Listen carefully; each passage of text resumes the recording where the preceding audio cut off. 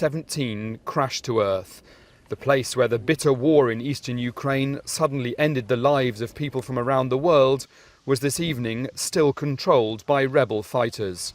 There was a very strong plane rumble, then there was a sort of explosion, and then people started falling from the sky.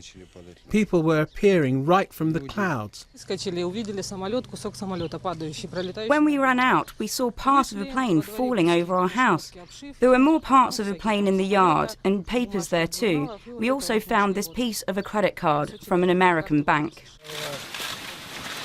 And in the nearby summer fields of tall sunflowers, off-duty miners searching for the bodies of the passengers and crew who fell from the sky, almost 300 of them, their dreams and their futures apparently blown apart in mid-air. The hopelessly inexperienced rescuers have found about 2/3 of the bodies, but around 100 are still missing. The bodies, body parts and debris are spread over almost 10 miles.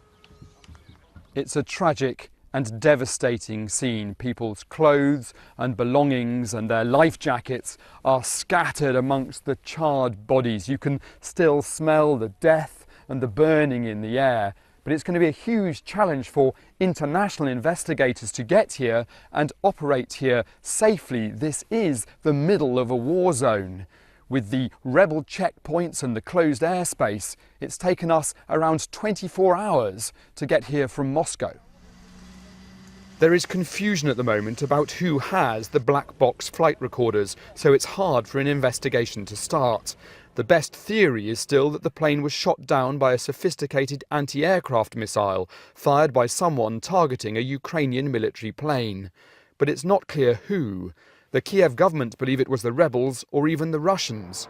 It claims these are pictures of a Buk launch system being taken back from eastern Ukraine into Russia. We ask all respective governments to participate in this investigation and to support the Ukrainian government to bring to justice all these bastards who committed this international crime. But in Moscow, the man Kiev accuses of supplying the rebels with their sophisticated weaponry was keen to spread the blame. I express my condolences on behalf of the Russian Federation. I want to underline that this tragedy would not have happened if this land was at peace, or at least combat operations had not been resumed. It's obvious